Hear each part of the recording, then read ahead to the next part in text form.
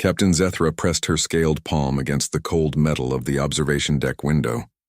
Stars stretched endlessly before her, but all she could see were the burning remains of the Calarian homeworld. 3 billion souls gone in a matter of hours. The Devourers had struck again, and the Galactic Coalition had failed to stop them. "Captain," her communications officer called out, his voice trembling. "We're receiving transmissions from the inner colonies. Arcturus Prime, New Thessia, Corvin Station, they're all under attack." Zethra closed her eyes. In her 200 years of service, she had never seen anything like the Devourers. They appeared without warning, consumed entire civilizations, and vanished just as quickly. Their ships were massive dark things that seemed to bend space around them. Their technology was beyond anything the Coalition had encountered. "How many ships do we have left?" she asked. 12,000 scattered across 50 systems, her tactical officer replied. "The Devourers have eliminated 90% of our fleet in the past month." The bridge fell silent. Every officer knew what those numbers meant. The Coalition was dying. 700 species, united under one banner for 3 millennia, were facing extinction. Zethra turned to face her crew. These weren't just soldiers, they were some of the best minds in the galaxy. Engineers from the Crystalline Quartz, strategists from the Hive Collective, warriors from the Steel Clans. Yet none of their combined knowledge could stop the Devourers. "There has to be something," she whispered. "Some weapon, some technology we haven't considered." Her science officer, a floating jellyfish-like being named Dr. Voss, pulsed with dim light. "Captain, I've been reviewing ancient databases, searching for any reference to technology that could match the Devourers' power." "And?" Dr. Voss hesitated. "I found something, but you won't believe it." Zethra gestured for him to continue.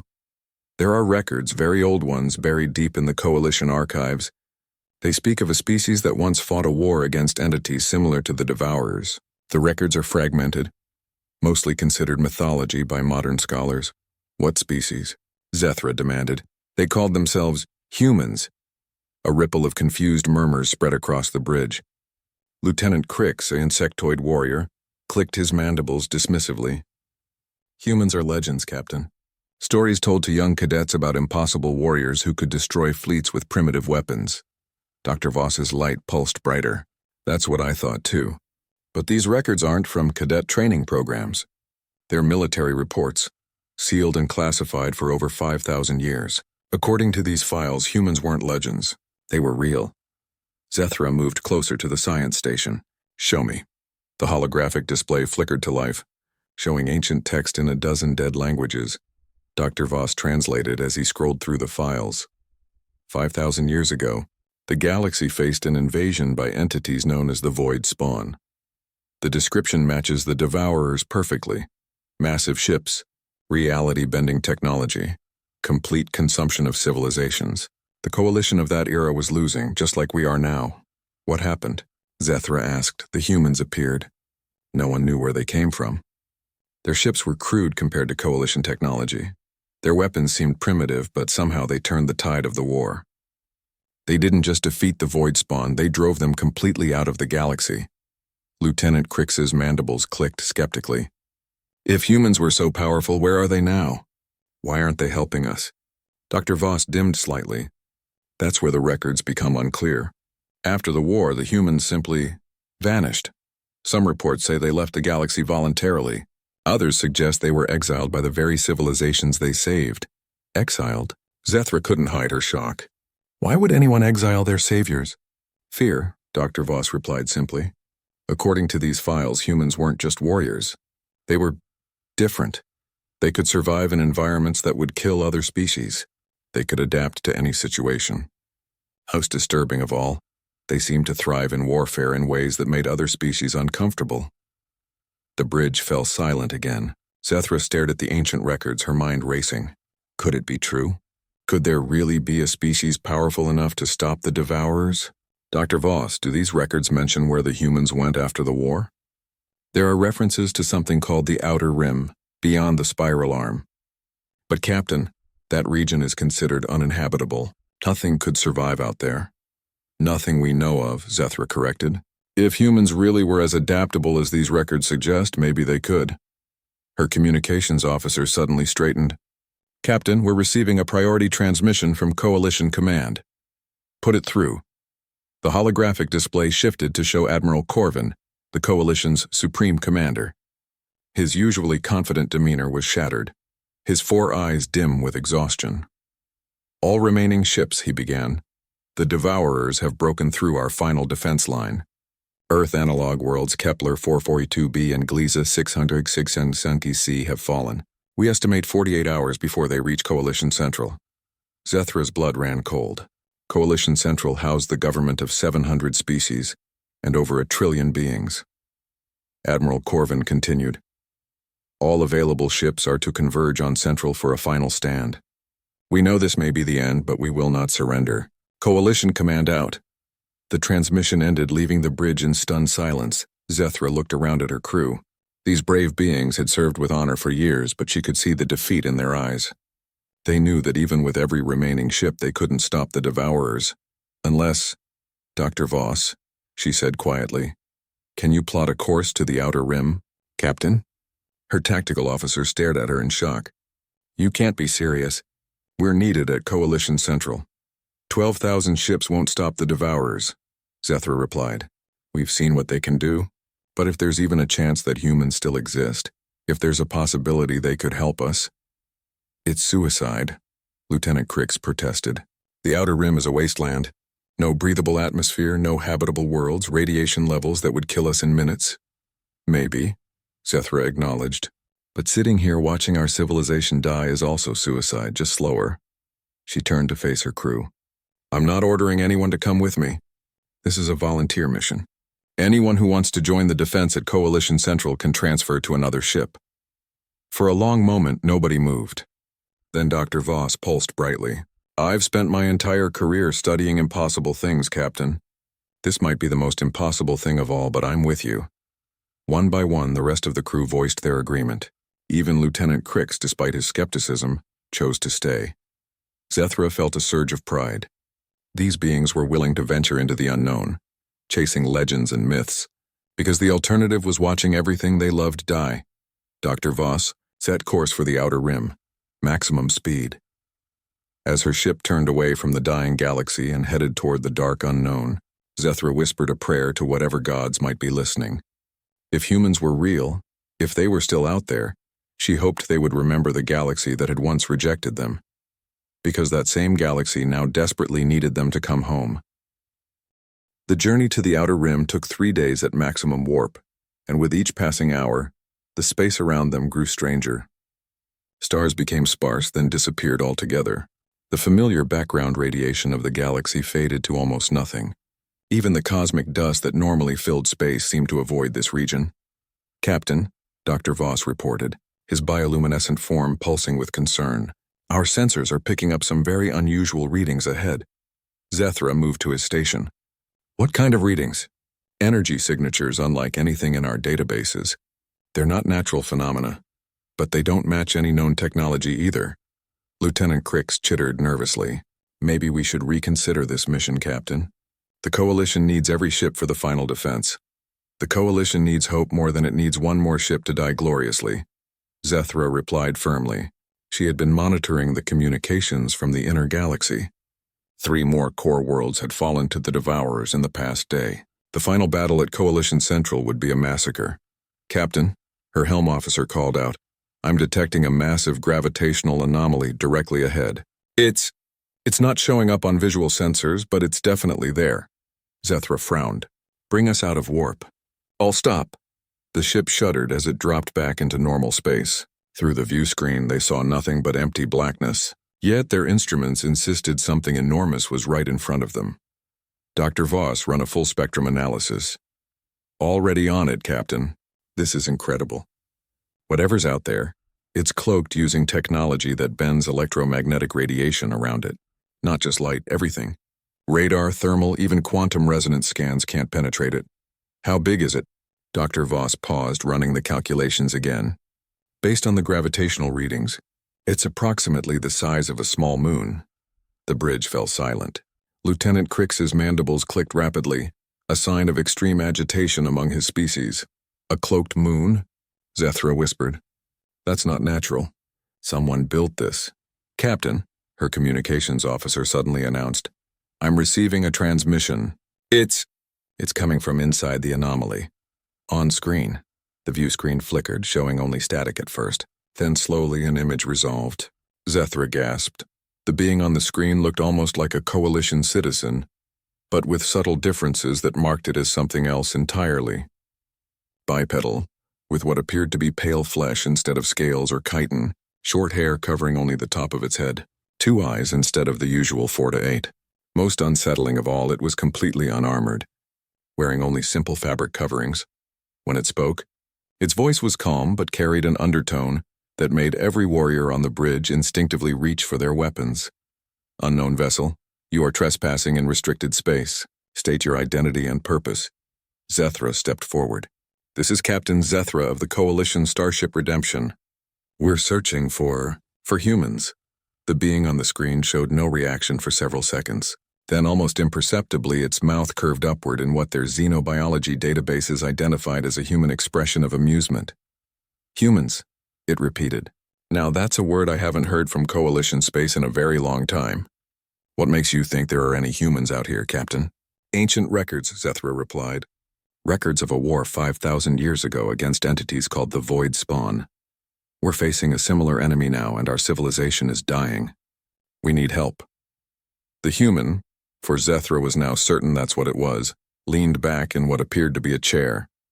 The Void Spawn, it mused. Yes, we remember them. Nasty creatures. Consumed everything in their path, bent reality to their will. We had quite a time dealing with them. Then you are human? Zethra asked. I am. Name's Marcus Webb, current administrator of Bastion Station. And before you ask, yes, there are more of us. A lot more. Dr. Voss moved closer to the view screen, his form pulsing with excitement. The records were true. Humans really do exist, Marcus Webb nodded. Oh, we exist all right. Question is, why should we care about your current predicament? Last time we helped the Coalition, they thanked us by politely asking us to leave the galaxy and never come back. The words hit Zethra like a physical blow. We exiled you? Our saviors? Politely encouraged to relocate was the official term. Marcus replied, his voice carrying no bitterness, which somehow made it worse. Apparently, our methods of warfare made the other species uncomfortable. Too violent, too unpredictable, too willing to sacrifice everything to win. The Coalition preferred a more civilized approach to conflict. Lieutenant Crick spoke up, his translator struggling with his agitated clicks. If humans were so effective, why didn't you refuse to leave? Marcus turned his attention to the insectoid warrior. Because, Lieutenant, humans understood something the Coalition didn't. Sometimes the right thing to do is exactly what everyone else thinks is wrong. I don't understand. Crix replied. We left because staying would have meant becoming what the Coalition feared we were. Conquerors instead of protectors. We had the power to refuse, but using that power would have proven their point. Zethra felt a weight settling in her chest. So you built a new civilization out here in the darkness beyond the spiral arm? We adapted, Marcus said simply. It's what humans do. We found ways to survive in places others consider uninhabitable. We built cities in the void, powered by technologies the Coalition never imagined.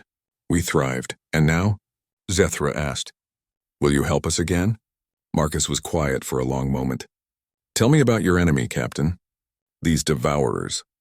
Zethra quickly explained everything, the sudden attacks, the reality-bending technology, the complete consumption of civilizations. With each detail, she noticed Marcus's expression growing more serious. Show me tactical recordings, he requested. Dr. Voss transmitted the battle footage they had collected. Marcus watched in silence as Devourer ships tore through Coalition fleets like they were made of paper. Definitely Void Spawn descendants, Marcus concluded. They've evolved, become more efficient. Probably learned from their last defeat. He paused. How long do you estimate before they reach Coalition Central? 18 hours, maybe less, Marcus nodded grimly. That's not much time. He leaned forward. Captain, I'm going to be brutally honest with you. The Coalition exiled us, yes, but that doesn't mean we stopped caring about the galaxy. We've been monitoring the situation. We knew about the Devourers weeks ago. You knew? Zethra couldn't hide her shock. We've been debating what to do about it. Some of our people feel the Coalition deserves its fate. Others believe innocent beings shouldn't suffer for their government's mistakes. And what do you believe? Zethra asked. Marcus smiled, and this time it was a different expression. Predatory, dangerous but somehow reassuring. "I believe," he said slowly, "that nobody gets to destroy our galaxy except us. Even if we're not welcome there anymore." Hope flared in Zethra's chest. "Does that mean—" "It means you've convinced me, Captain. Stand by for docking instructions. We have a war council to convene." The transmission ended, and suddenly the massive cloaked structure ahead of them began to shimmer into visibility. What Zethra saw took her breath away. It wasn't just a station, it was a fortress. Kilometers of metal and energy shields, bristling with weapons that her sensors couldn't even classify. Docking bays large enough to accommodate ships 10 times the size of her own. And moving around it, barely visible until they chose to decloak, were hundreds of human ships. They looked nothing like Coalition vessels. Where Coalition ships were elegant curves and artistic designs, these were brutal angles and efficient geometry. They seemed designed for one purpose only: war. "Captain," Dr. Voss whispered, "I'm reading power outputs that should be impossible. Each of those ships generates more energy than our entire fleet." As the Redemption approached the docking bay, Zethra realized something profound. Humanity hadn't just survived their exile, they had grown stronger. They had spent 5,000 years preparing for the day they might need to fight again. The Devourers had no idea what was coming for them. Walking through the corridors of Bastion Station, Zethra felt like she was visiting an alien world, which in a sense, she was. The architecture was unlike anything in Coalition space. Where Coalition stations emphasized flowing curves and natural materials, human construction was all sharp angles and reinforced metal. Every surface seemed designed for function over form, but it was the humans themselves that truly amazed her. They moved with a confidence she had never seen in any species, as if they owned whatever space they occupied. Most unsettling of all, they showed no fear of her or her crew, despite being significantly smaller than most Coalition species. "Your people seem very calm around strangers," she observed to Marcus Webb as he led them through the station. Marcus chuckled. "Captain, in the past 5,000 years we've encountered things in the void that would give your nightmares nightmares. A few friendly Coalition officers hardly register as threatening." They reached a massive chamber that Marcus called the War Room. Inside, Zethra saw something that defied her understanding of human civilization. The room was filled with representatives from dozens of different human colonies, each adapted to different environments. Some had pale skin and enlarged eyes from living in low-light conditions. Others were darker, radiation-adapted. A few looked almost normal by Coalition standards, while others were so modified she could barely recognize them as the same species. "How many human colonies are there?" Dr. Voss asked, his bioluminescence pulsing with fascination. "In the void beyond the spiral arm?" "About 2,000 settlements ranging from small outposts to full terraformed worlds," replied a woman introduced as Admiral Sarah Chen, commander of the Human Defense Fleet. 2,000? Lieutenant Crix's mandibles clicked in disbelief. "How is that possible?" "Our scouts reported this region as uninhabitable." Admiral Chen smiled. "Your scouts were looking for Coalition-compatible environments. We learned to make our own environments instead." Marcus gestured for the Coalition representatives to take seats around a massive holographic display table. As they did, the table activated, showing a real-time map of the galaxy. Red markers indicated Devourer attacks. There were hundreds of them, spreading like a disease across Coalition space. 5,000 years ago, Marcus began, our ancestors faced a similar situation. The void spawn had consumed roughly 30% of the galaxy when humans first encountered them. The display shifted, showing historical data from the ancient war. The Coalition of that era tried conventional warfare, massive fleets, overwhelming firepower, defensive lines. It didn't work. The void spawn adapted to every strategy, evolved beyond every weapon. "What changed the tide?" Zethra asked. A new voice answered from across the room. "We stopped fighting like civilized beings." Zethra turned to see an elderly human approaching. Unlike the others, this one bore visible scars and walked with mechanical assistance. When Marcus stood respectfully, Zethra realized this person held significant authority. "Captain Zethra, this is General Harrison Ford, veteran of the Void Spawn War and current strategic advisor to the Human Defense Council." General Ford took a seat at the head of the table. "Captain, the Coalition made the same mistake then that they're making now. They tried to fight monsters while maintaining their moral superiority. I don't understand, Zethra replied. The Coalition has rules of war, General Ford explained. No biological weapons, no reality-altering technology, no total warfare against civilian populations. Very civilized, very noble. He leaned forward, his scarred face serious. The Void Spawn had no such restrictions. They used every weapon, every tactic, every form of destruction available to them. You can't win a no-holds-barred fight when you're fighting with one hand tied behind your back. Admiral Chen activated new displays showing human weapon systems. When humanity entered the conflict, we brought a different philosophy. If something threatens the survival of our species, there are no forbidden tactics. Dr. Voss studied the weapon displays with growing amazement. These technologies, some of them appear to violate known physics. They do, Marcus confirmed. We learned to bend the same rules the Void Spawn used. Reality manipulation, dimensional weaponry, temporal disruption fields. We became as dangerous as our enemies. And that, General Ford continued, is why the Coalition exiled us after the war. They were grateful for our help, but terrified of what we had become. We were no longer the primitive species they had first encountered. We had evolved into something they couldn't understand or control. Lieutenant Crix shifted uncomfortably. Are you saying humans became as monstrous as the Void Spawn? The room fell silent. Several humans exchanged glances, and Zethra sensed she was witnessing a moment of painful honesty. Yes, General Ford replied simply. In many ways we did. We sacrificed parts of our humanity to save the galaxy. Some of our weapons were so terrible that we destroyed them after the war. Some of our tactics were so ruthless that many of our own people couldn't live with the memories. Then how are you different from the Devourers?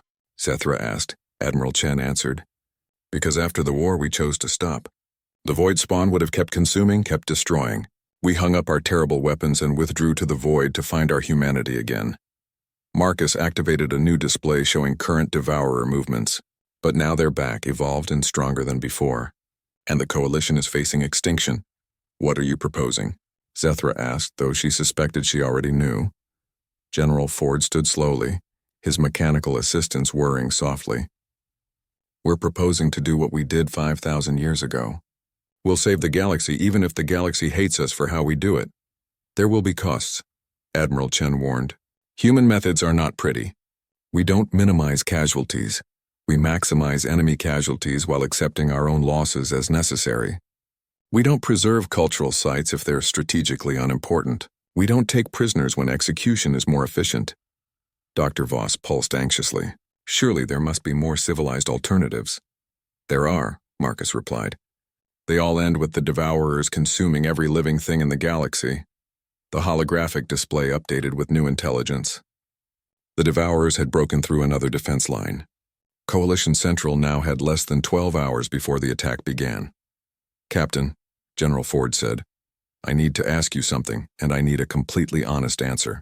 If we save your civilization, will the Coalition accept our methods, or will they demand we stand trial for war crimes after the victory? Zethra felt the weight of her entire species' future pressing down on her. She thought of the burning worlds, the billions of dead, the dying children crying for parents who would never come home. General, she said quietly, right now, survival is the only thing that matters. If the Coalition has a problem with your methods after you save us from extinction, then the Coalition can go to hell. General Ford smiled.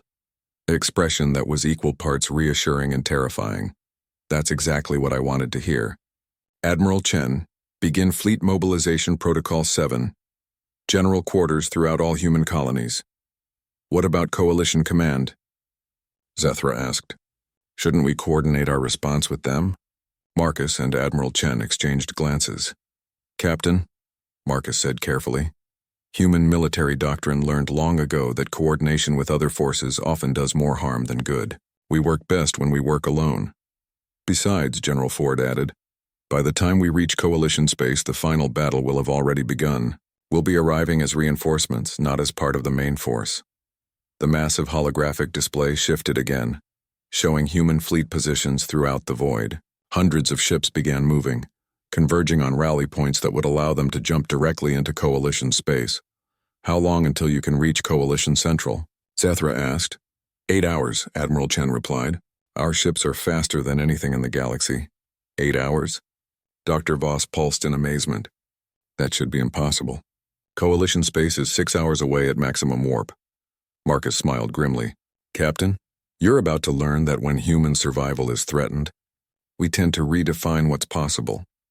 As alarms began sounding throughout the station and human personnel rushed to their stations, Zethra realized she had just witnessed something historic. After 5,000 years of exile, humanity was returning to the galaxy. The Devourers had awakened something that should have remained sleeping. They were about to learn why the Coalition had been so eager to see humans leave all those years ago. War was coming, and this time, the monsters would face monsters. Captain Zethra stood on the observation deck of the human battleship Retribution, watching the impossible unfold before her eyes. Through the reinforced windows, she could see the human fleet assembling, and it was unlike anything she had ever imagined. The ships seemed to materialize out of nothing as their cloaking fields deactivated. First dozens, then hundreds, then thousands of vessels revealed themselves. Each one looked like it had been designed by someone who understood war at a fundamental level that other species never could.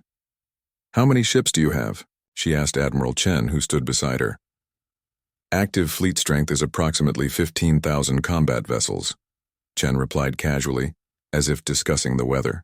We can mobilize another 10,000 support ships if needed. Dr. Voss, who had been granted permission to study human technology, looked up from his scanning devices. Admiral, I'm reading energy signatures that shouldn't be possible. Some of these ships appear to be generating power outputs equivalent to small stars. Some of them are powered by small stars, Chen confirmed. Contained stellar cores, artificially maintained in controlled fusion. We learned that conventional power sources weren't sufficient for the kind of warfare we needed to fight. Lieutenant Crix's mandibles clicked nervously. Where did humans acquire such technology? Even our most advanced theoretical models suggest such engineering should be impossible. Marcus Webb, who had joined them on the observation deck, answered, Lieutenant, you're thinking like a coalition engineer. You see limits and accept them. Humans see limits and figure out how to break them. Through the communication system, they heard Admiral Chen giving orders to the fleet. The coordination was flawless, with thousands of ships maneuvering in perfect synchronization. Fleet Admiral to all ships, Chen's voice echoed through the vessel. We are returning to the galaxy that exiled us 5,000 years ago. We are not going as conquerors or as supplicants. We are going as humanity, the species that refuses to surrender, refuses to break, refuses to bow to any force in the universe. A cheer went up from human crew members throughout the ship. Zethra had never heard such a sound. Raw, primal, unrestrained enthusiasm for combat.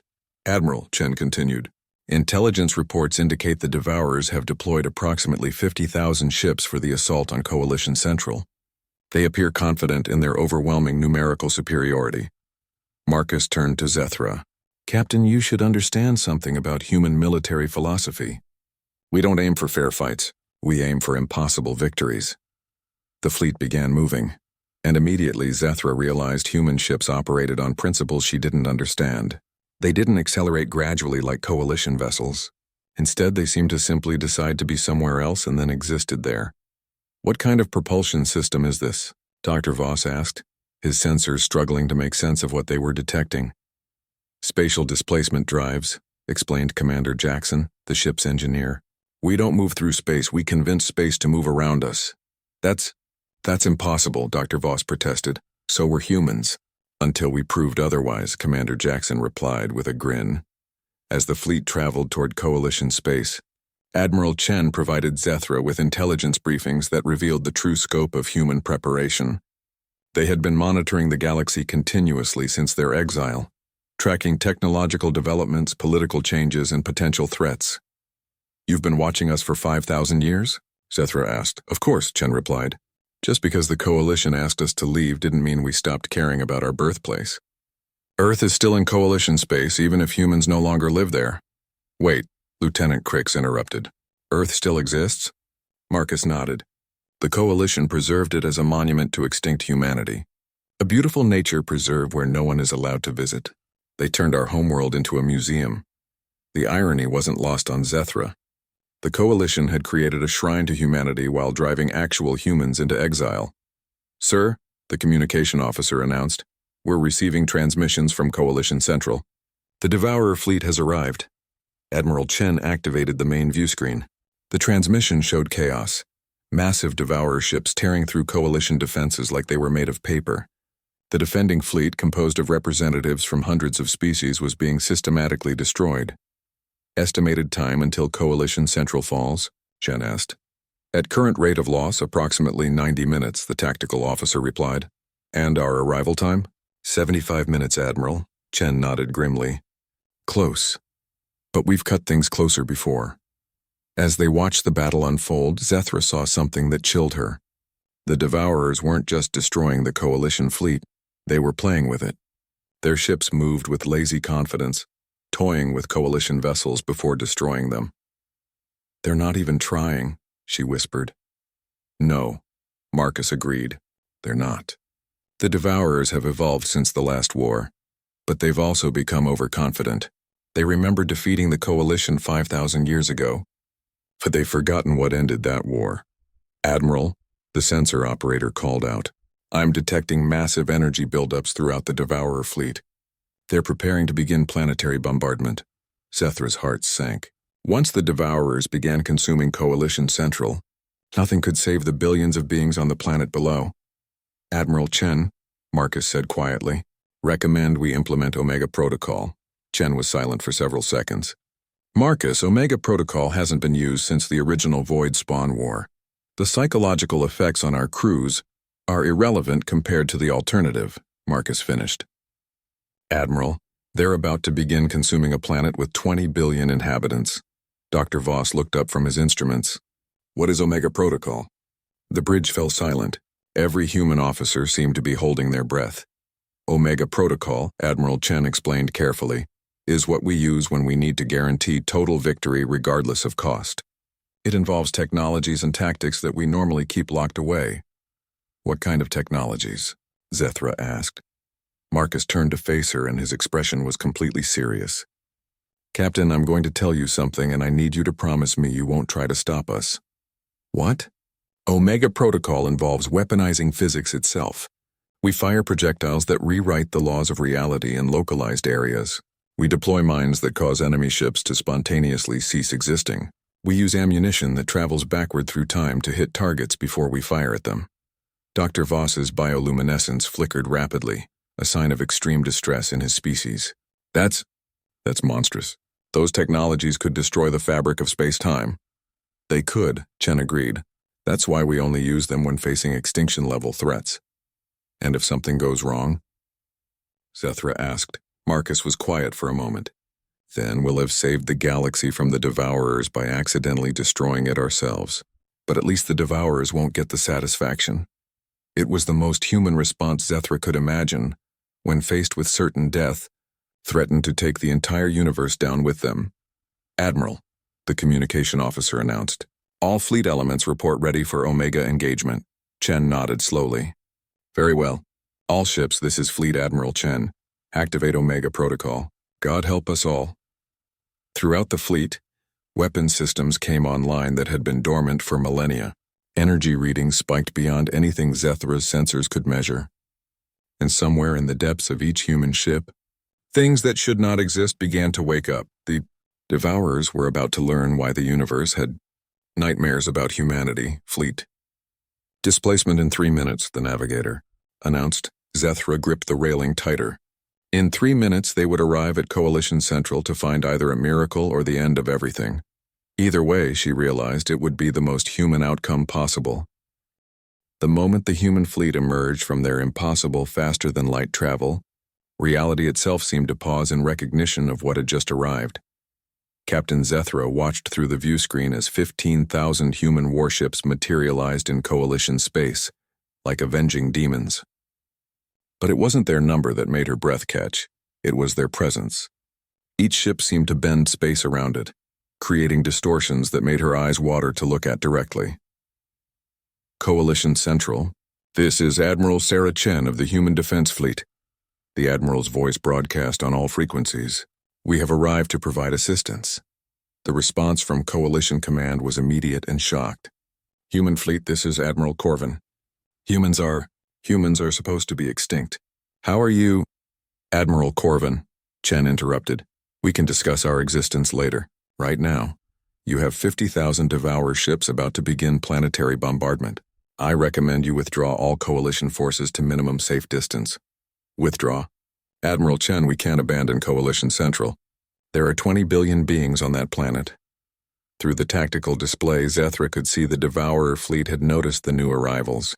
The massive alien ships were turning to face this unexpected threat, their dark hulls rippling with malevolent energy.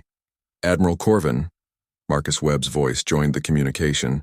Human forces are about to engage the enemy using methods that will be unfamiliar to Coalition doctrine. Any ships remaining in the combat zone may be affected by our weapons. There was a pause. Then Admiral Corvin's voice returned, strained but decisive. All Coalition forces fall back to Rally Point Omega. Let's see what our ancestors' nightmares can do. Dr. Voss, monitoring the sensor readings, suddenly pulsed with alarm. Captain, the Devourers are accelerating their bombardment sequence. They're going to begin consuming the planet in 60 seconds. Admiral Chen's voice cut across all channels. All human vessels, you are authorized for immediate Omega engagement. Weapons free. Show them why we were exiled. What happened next would be discussed by galactic historians for thousands of years, assuming there were any historians left to discuss it. The human fleet didn't attack in any pattern Zethra recognized. Instead of forming battle lines or coordinated formations, they simply decided to be where they needed to be. Human ships appeared inside the Devourer formation, behind enemy vessels, above and below them, as if they had always been there. The first human weapons to fire were the ones Dr. Voss later described as physics violations. Beams of energy that existed in 11 dimensions simultaneously struck Devourer ships. Where they hit, the enemy vessels didn't explode, they simply stopped being real. What kind of weapon causes a ship to cease existing? Lieutenant Crix demanded, his mandibles clicking frantically. The kind that we promised ourselves we'd never use again, Marcus replied grimly. A Devourer ship, one of the massive command vessels that had terrorized the galaxy, attempted to fire its reality-bending cannons at the human fleet. The weapon discharged, space itself warping around its target, but the human ship it struck didn't die. Instead, it absorbed the attack and became more real than before. How is that possible? Dr. Voss whispered. Commander Jackson, monitoring the weapon systems, provided the answer. Omega Protocol includes reality anchors. The more someone tries to change what we are, the more we become what we decide to be. The battle, if it could be called that, lasted exactly 17 minutes, not because the humans needed that long to win, but because it took 17 minutes for every Devourer ship to realize they were already dead. Human weapons reached across space and time to strike targets that hadn't been fired at yet.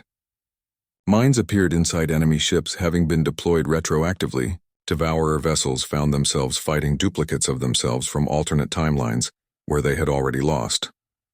This isn't warfare, Lieutenant Crix said in horror. This is reality revision. Yes, Admiral Chen replied from the communication channel.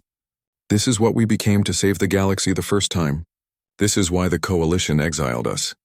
The few surviving Devourer ships attempted to retreat, but discovered that humans had redefined local space to prevent escape. Where the enemy tried to jump to hyperspace, they found only more human ships waiting for them. Finally, silence fell across the battlefield. Where there had been 50,000 Devourer ships, there was now only empty space and the quietly humming human fleet. Coalition Central. This is Admiral Chen. The immediate threat has been neutralized. However, our intelligence indicates this was only a scouting force. Admiral Corvin's voice came back, filled with awe and terror in equal measure. Admiral Chen, our sensors indicate you destroyed 50,000 enemy vessels in 17 minutes. How is that possible? Admiral, humans learned long ago that the universe only has rules until someone decides it doesn't. The Devourers forgot that we're very good at deciding. Dr. Voss was frantically studying his sensor readings. Captain, according to my instruments, the laws of physics in this sector have been fundamentally altered. Gravity operates differently here. Light travels at inconsistent speeds. Even time isn't flowing normally. Marcus nodded. Omega Protocol weapons tend to have that effect. It should return to normal in a few days once reality stabilizes. And if it doesn't? Zethra asked. Then this sector of space becomes uninhabitable for the next few million years, Marcus replied matter-of-factly. But at least the Devourers won't be able to use it either. The communication system activated again. All ships, this is Admiral Chen. Phase 1 is complete. Prepare for deep space deployment. We have a galaxy to cleanse. Phase 1? Zethra couldn't hide her shock. That was just Phase 1? Admiral Chen's voice carried a note of grim satisfaction. Captain Zethra, what you just witnessed was us dealing with the immediate threat. Now we're going to hunt down every Devourer ship in the galaxy and ensure this never happens again. How many ships do the Devourers have remaining? Dr. Voss asked. Intelligence estimates approximately 5 million vessels scattered across 1,000 systems. Chen replied. It should take us about 6 months to find and eliminate all of them. The casual way Admiral Chen discussed hunting down 5 million enemy ships made Zethra's head spin. No fleet in galactic history had ever attempted such an operation. Admiral Corvin's voice came over the communication system. The Coalition Council is convening an emergency session. They want to thank humanity for their assistance. There was a pause. When Marcus Webb replied, his voice carried 5,000 years of history. Admiral Corvin, please remind the Coalition Council that we didn't return to the galaxy for their gratitude. We returned because it's our galaxy too, regardless of whether we're welcome in it. Will humanity consider rejoining the Coalition? Admiral Corvin asked hopefully. The question hung in space for several seconds. Then Admiral Chen answered, and her words would reshape galactic politics for millennia to come. Admiral, the Coalition had 5,000 years to invite us back. Instead, they turned our homeworld into a museum and pretended we never existed. Now they've seen what we became during our exile. She paused, letting the implications sink in. The question isn't whether humanity will rejoin the Coalition. The question is whether the Coalition is prepared to exist in a galaxy where humanity has returned. As the human fleet began dispersing to hunt the remaining Devourers across the galaxy, Zethra realized she had witnessed something unprecedented. Humanity hadn't just returned to save the galaxy, they had returned to reclaim it. The age of Coalition dominance was over. The age of humanity had begun again. 3 months after the Battle of Coalition Central, Captain Zethra found herself aboard the human ship Inevitable, part of a hunting pack tracking the last major Devourer stronghold. What she had seen during those months had fundamentally changed her understanding of warfare, technology, and the nature of humanity itself. The humans hadn't been lying when they said they would cleanse the galaxy. They had approached the task with the methodical efficiency of a species that viewed extinction-level threats as problems to be solved rather than disasters to be endured. Captain, Dr. Voss reported from his monitoring station. I'm detecting the Devourer stronghold. It's massive. The view screen activated, revealing something that defied comprehension. The Devourers had constructed a fortress around an entire star system, using the planets themselves as weapons platforms. Millions of ships move between structures the size of moons. How many ships are we looking at? Lieutenant Crix asked, his mandibles clicking with nervous energy. Approximately 2 million combat vessels, replied Commander Sarah Torres, the human tactical officer, plus supporting infrastructure. 2 million ships, Crix repeated. And how many ships do we have? 12, Torres replied casually. Dr. Voss's bioluminescence flickered rapidly. 12 ships against 2 million. Even with human technology, that seems adequate, finished Captain Marcus Webb, who had been assigned as liaison to the Coalition observers. Remember, Dr. Voss, we're not here to fight fair. We're here to win. Over the past 3 months, Zethra had watched human forces systematically dismantle Devourer positions across the galaxy. Each engagement had been a lesson in applied impossibility. Humans didn't just defeat their enemies, they deleted them from existence, rewrote the local laws of physics to make their presence impossible, or convinced reality that the enemy had never existed in the first place. All ships, this is Admiral Chen aboard the Retribution, came the communication from the fleet flagship. We are approaching the final Devourer stronghold. Intelligence indicates they've spent the past 3 months preparing for our arrival. What kind of preparations? Zethra asked. Marcus consulted his tactical display. They've been studying our previous engagements, trying to understand our capabilities. They've also been attempting to replicate our reality manipulation technology. Can they do that? Dr. Voss asked with concern. No, Torres replied confidently. Reality manipulation isn't just technology, it's a way of thinking. The Devourers are too rigid, too logical. They can't conceptualize existence the way humans do. As the small human fleet approached the massive Devourer stronghold, Zethra marveled at how calm the human crew remained. They showed no signs of stress or concern about being outnumbered by a factor of nearly 200,000 to 1.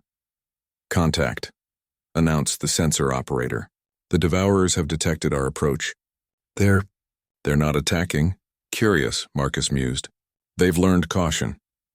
A transmission came through on standard communication frequencies.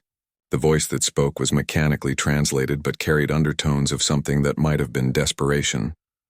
"Human vessels. This is the Devourer Prime Intelligence. We request parley." Admiral Chen's voice responded immediately. "This is Admiral Chen. You have 90 seconds to explain why we shouldn't simply eliminate your entire force." "We have studied your species during this conflict," the Devourer voice continued. "We have concluded that direct confrontation is futile. We propose coexistence." The bridge of the inevitable fell silent. Even the humans seemed surprised by this development. "Explain coexistence," Chen demanded. "The galaxy is large. There are regions beyond your current territory where we could establish ourselves without interfering with your species or the coalition." Marcus laughed, a sound devoid of humor. "They're offering to become refugees in their own invasion." "Admiral Chen," Zethra spoke into her communication device. "May I suggest something?" "Go ahead, Captain. Ask them why they attacked in the first place. What made them return after 5,000 years?" Chen relayed the question. The answer that came back was illuminating. "Our species requires consumption to survive. We return to this galaxy because all other regions of space have been cleansed by expanding human colonies." Dr. Voss's light dimmed to almost nothing. "They're saying humans forced them back here?" Marcus nodded grimly. "During our exile, we expanded beyond the spiral arm. We've been systematically claiming uninhabited regions of space for 5,000 years. We didn't realize we were driving a species back toward the galaxy. So this invasion was actually a refugee crisis," Zethra said quietly. "A refugee crisis that resulted in the death of billions." Lieutenant Crix pointed out. "True," Marcus agreed. "But it does complicate the moral equation." Admiral Chen's voice cut through their conversation. "Devourer Prime Intelligence, we acknowledge your explanation. However, your species has demonstrated an inability to coexist with life-bearing civilizations. How do you propose to resolve this fundamental incompatibility?" The Devourer response took several minutes to arrive. "We have been modifying our biological imperatives. We can now survive by consuming stellar radiation instead of living matter. The process is unpleasant for us, but possible." Torres looked up from her tactical station. "Admiral, sensors confirm they're telling the truth. The Devourer ships in this system are powered by direct stellar absorption rather than biological consumption." "Interesting," Chen's voice came back. "And what guarantee do we have that your species won't revert to your previous feeding habits?" "We offer complete technological integration with human monitoring systems. Our every action would be observable by your species." Marcus turned to Zethra. "What do you think, Captain? Extermination or supervision?" It was a question that would have been unthinkable 3 months ago.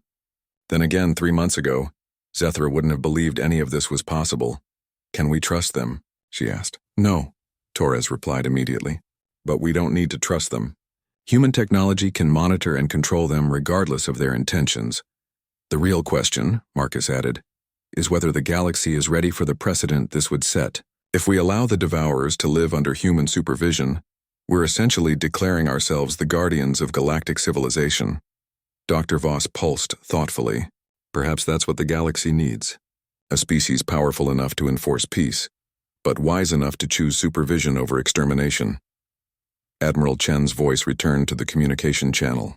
"Devourer Prime Intelligence, humanity accepts your proposal with conditions. Your entire species will be relocated to the Andromeda Galaxy under human supervision. You will be provided with sufficient stellar resources to survive, but you will never again be permitted in the Milky Way. We accept these terms. Furthermore, any Devourer ship that enters this galaxy will be immediately destroyed without warning or negotiation." "Understood. Finally, human observers will be permanently stationed among your people to ensure compliance. Any violation of these agreements will result in the complete elimination of your species." There was a long pause before the Devourer response came. "We accept all conditions." When will relocation begin? Immediately, Chen replied. Human ships are already en route to begin the transfer process. Zethra stared at Marcus in amazement. You already planned for this possibility? Humans always plan for every possibility, Marcus replied. Even the ones that seem impossible. As they watched, massive human ships began materializing throughout the Devourer stronghold. Ships large enough to transport entire populations across intergalactic distances. How many ships did you bring? Dr. Voss asked in wonder. Enough, Torres replied. Captain, you're witnessing something unprecedented in galactic history. An entire species is being relocated to another galaxy to prevent extinction. Theirs and everyone else's. Over the following weeks, Zethra watched humanity orchestrate the largest population movement in galactic history. 2 billion Devourers were transported to the Andromeda Galaxy, along with enough resources to establish a sustainable civilization. It wasn't mercy, exactly, but it wasn't genocide either. It was something uniquely human, a solution that was simultaneously compassionate and terrifying in its implications. As the last Devourer ship disappeared into the intergalactic void, Admiral Chen's final transmission reached every inhabited world in the galaxy. This is Admiral Sarah Chen of the Human Defense Fleet. The Devourer threat has been permanently resolved. Humanity has returned to the galaxy, not as conquerors but as guardians. To those who remember our exile, we have not forgotten. To those who fear our return, your fear is not unfounded. To those who would threaten the peace we have established, consider yourselves warned. The message was clear. Humanity was back, and they were now the most powerful force in the galaxy. What they chose to do with that power would determine the future of every species among the stars. 6 months after the final Devourer ship had been escorted to Andromeda, Captain Zethra found herself standing on the observation deck of Coalition Central, watching something that would have been unthinkable a year ago. Human ships docked peacefully alongside Coalition vessels. The galaxy had changed in ways that went far beyond military victories. Humanity's return had triggered a complete reorganization of galactic civilization, and the results were both inspiring and unsettling. Captain, Dr. Voss approached, his bioluminescence pulsing with the complex patterns that indicated deep thought. I've been reviewing the cultural integration reports. The changes are remarkable. How so? Zethra asked, though she had witnessed many of the changes herself. Human technology sharing has advanced coalition science by approximately 3,000 years in 6 months. Medical advances alone have eliminated diseases that have plagued member species for millennia. It was true. Humanity hadn't just returned as warriors. They had returned as teachers, sharing technologies that seemed miraculous to species who had spent centuries believing they had reached the limits of possibility. Lieutenant Crix joined them, his mandibles clicking with what Zethra had learned to recognize as contentment.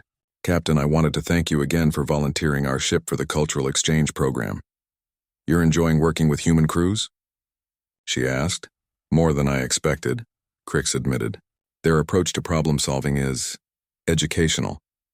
Yesterday, a human engineer solved a plasma containment issue that our best technicians had been working on for months. How? He asked the plasma politely to stay contained. Dr. Voss's light flickered with amusement. And it worked? Perfectly, Crix replied. When I asked him to explain the science, he said some problems don't need scientific solutions, they need human solutions. Through the observation window, Zethra could see one of the most visible symbols of the galaxy's new order. Earth. The planet that had been preserved as a monument to extinct humanity was now the center of a construction project that defied imagination. Humans were rebuilding their homeworld, but not as it had been. The new Earth was something unprecedented, a planet-sized city that existed simultaneously in normal space and 11 parallel dimensions. Beings from across the galaxy came there to study, trade, and witness technologies that redefined the possible. Captain Zethra, a familiar voice called from behind her. She turned to see Marcus Webb approaching, accompanied by Admiral Chen. Marcus, Admiral, she greeted them.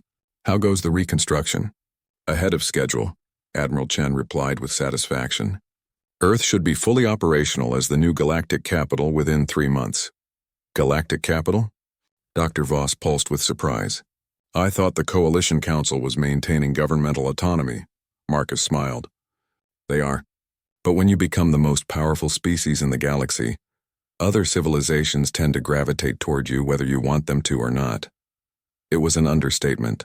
In the months since humanity's return, over 200 coalition species had requested formal alliance treaties with human colonies. Trade agreements, technology-sharing partnerships, and mutual defense pacts were being signed at an unprecedented rate.